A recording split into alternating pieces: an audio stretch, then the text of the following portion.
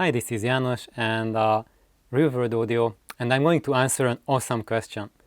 And it was asked by B2 the 4 out. It's a very interesting name, but he asked a question about room acoustics, and I think he's a young person based on the style of commenting, and I really welcome that, and it's really awesome that it's not just people 60 plus who are into audio and have information about room acoustics, but the younger generation as well. So welcome here on the channel, and thank you for your question, and I'm going to read it out. Nice horns, but dude, how can you seriously listen with your head in that box behind your sofa? Don't want to dampen it? Dude, come on, man. So let's first look at the issue in question. What is he talking about? The box behind my head. What is that? So I'm just walking around here in my room trying to get a good shot there. Okay, so basically he's talking about that's my, I would say listening spot, but sometimes I listen there, sometimes not, but that's the most optimal spot. So when you sit by the stag, that's the most optimal spot to listen to sound in the room. But if we have like friends together and someone gets to sit there, someone there, or maybe on the floor, it's still fine. So it's not an unlistenable experience like with many systems. If you have like a Wilson system, you have to sit by the stag, otherwise it's really a poop party. But what he was talking about now, this comment, is that there's that box behind me, because as you see, I have records all over me, and even like behind the sofa, it's records all the way, and it's records even in the back. So what's going on? So when you design your room, you have multiple things going on. One of them, for example, for me, is that I love records, and as you see, I have a few, and I don't want to keep them in a storage and just maybe bring out a few at a time and listen to it, and then just these things are fucking heavy. So after a couple moves, it's like it's really breaking your back to move this much records, and you just don't want to keep them moving. So it's much better, we decided with Nelly to find a spot for them. So basically we have records, and we designed it in such a way to maximize the ability of how many records we can keep in the room. And this has been a really good, it was Nelly's idea, she designed it this way, and also we designed the load bearing as well, so it was quite a trick. And but it's really strong. So I tried it by hanging on there. That's how I did before I put all the records. I was hanging, like putting all my weight, and it didn't budge. So it's perfect. It's perfectly safe to sit there. However, what he's mentioning is that area right there behind my head, it is not dampened, right? And what we learn as one of the basic audio truths about room acoustics is that when you have spaces that are just flat walls, these are really bad for the sound, and you have to do something about it. However, you also have to look at the context of that knowledge, because the flat surface behind you is bad when it's a major surface, and we learn that information as it applies to a whole wall surface. So when you have an entire surface, sorry about the extra light, we have to talk to the sun, then that huge surface is going to be a problem, and that will require some sort of dampening, especially as you see, it is glass, it is windows. That's the worst possible surface that you can imagine, and to leave it alone. So what I have there is the curtains. So that's like a really wonderful dampening, and that really takes care of the issue. And also what you don't want to have is another flat surface behind your stereo gear. And here you see how I did it is I have a picture on the wall. That's enough, that's all you need. If you put more, that's going to create so many extra reflections that it's going to affect the sound staging negatively. So you can decide how you treat your wall behind your system. That is a big enough surface that it requires some sort of treatment. And actually a painting there that has a frame, so it's not just an even flat surface, but it has a frame, and it also has a different sound reflecting quality than the wall behind it, but it's not drastically different, so it's not bad enough to, not affecting the reflections enough to create major issues, major alterations to the sound, but significant enough to cut down on the hard reflections coming from the wall. That's what we don't want, a hard, strong reflection. And so that's it. And I can notice it, I can observe it, because I have also the screen here.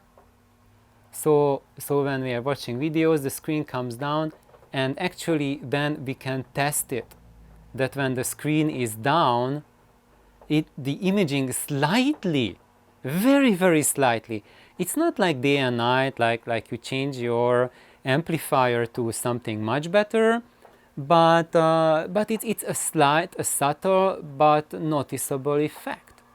So his concern is absolutely right, that you need to investigate your surfaces and take care of them.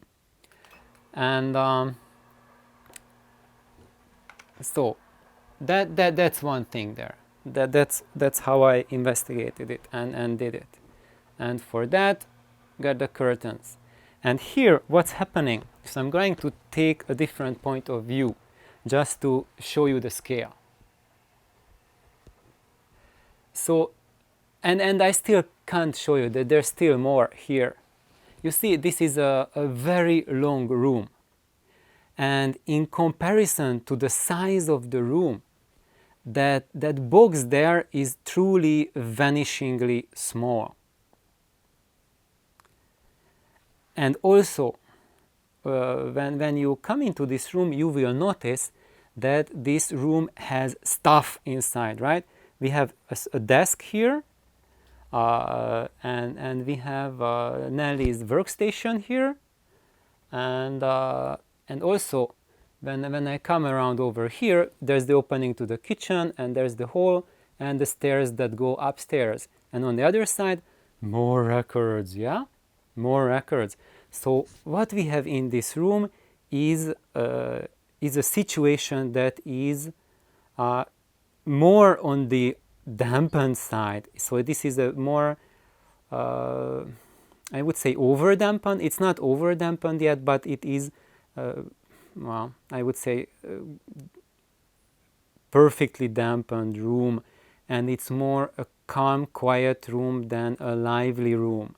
So now the challenge that I have, because of all these materials, all this stuff, all of those, everything that's in the room, now my challenge is not to dampen the surfaces even more, but to keep them live, to keep the balance between dampened and live surfaces.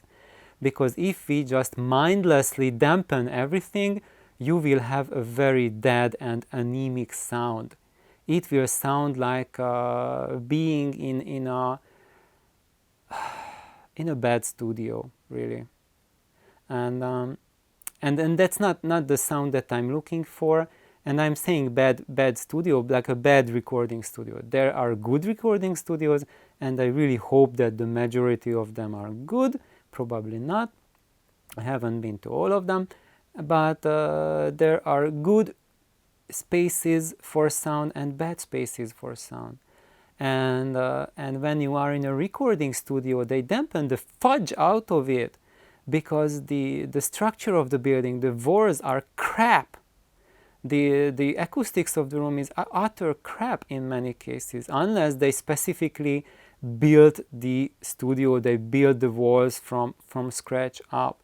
But in most of the recording studios, they just rent a room and all they can do is a freaking damage control.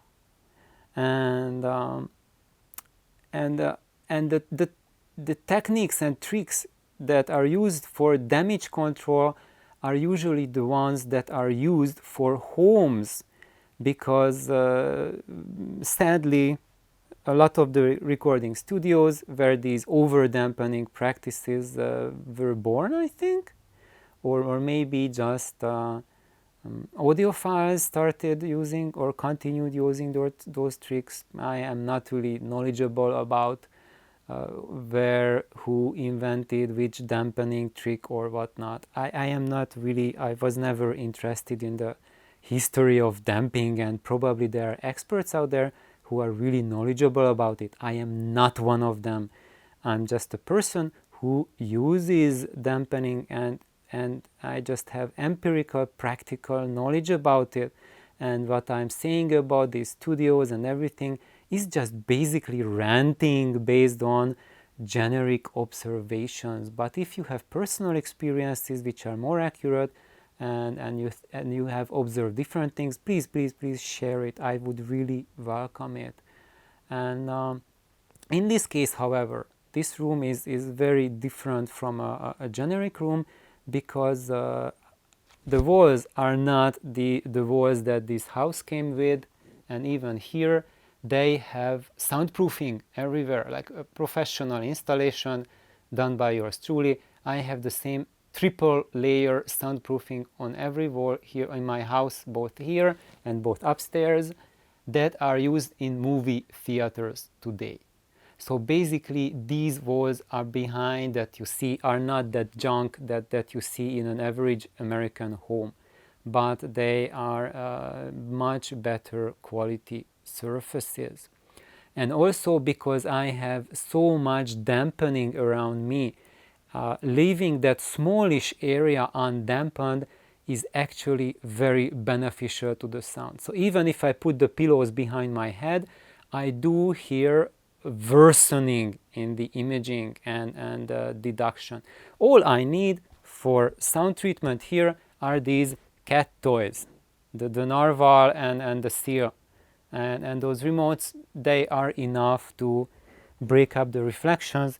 And because that corner there also acts as a reinforcement, and I needed that for an extra lifting for the mid bass and the bass. And why did I need to do that?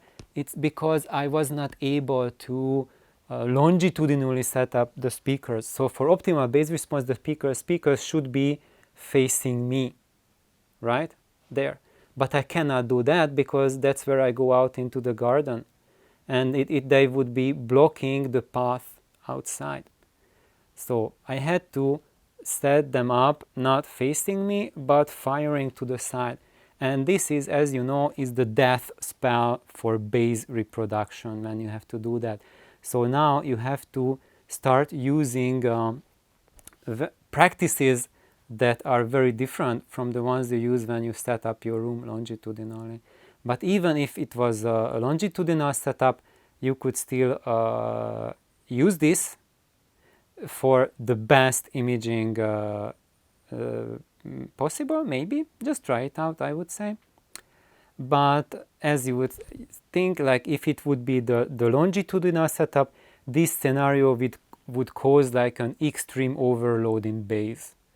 So if you are like a bass head and you want more bass, then just set up your room, your longitudinal room like that, and that will give you an extra punch, an extra couple dBs, a lot of them in the bass department. which I can use here because the setup is not optimal. Eventually the optimal spot for bass is at my chair, so that's my workstation there, and oops, so there the bass is just absolutely brutal. The energy is just like it flips over the chair basically, and when we go out from there, then it becomes more modest. But don't think that when you sit in that sofa there, that chair there, or that Poang chair there, actually the cats usually are there. I don't know why is Machi chilling on the floor now, and Kintaro is chilling on his mat. So usually we keep it outside on the bench in the garden, but it's been raining, so we brought it in, that it doesn't get so wet overnight. And so basically, if you sit there or here or anywhere, the bass is still fantastic, and I had no one ever complained that there wasn't enough bass, and I just said like, wow, the bass here is something entirely different, but there is just something out of this world to my perception. Anyway, so that's my long short video about that cubicle behind my head. So that it was partially done because we had to fit the sofa in the room. So that's the way you can fit the sofa back. It would be much worse to have the records like going down and the sofa out. I would be much closer to the stereo. It would take up a lot of space from the room, and ultimately it would be a poorer listening experience, and of course I couldn't access the records behind it. Now with these chairs I can pull the chair a little bit out and access the records. What is really bad here is that stand here, that computer stand. That's Nelly's computer stand, but when I listen to music I just take it out, take it away, and then it's fine. That's a very noticeable change. So when that is there, that really affects imaging really badly. Yeah. So that's one thing that I wanted to talk about the box. I hope it was beneficial for everyone, and if you have like a similar or living situation and you need to arrange things or find solutions, that's my I hope it's helpful for you. Have an amazing day. Bye bye.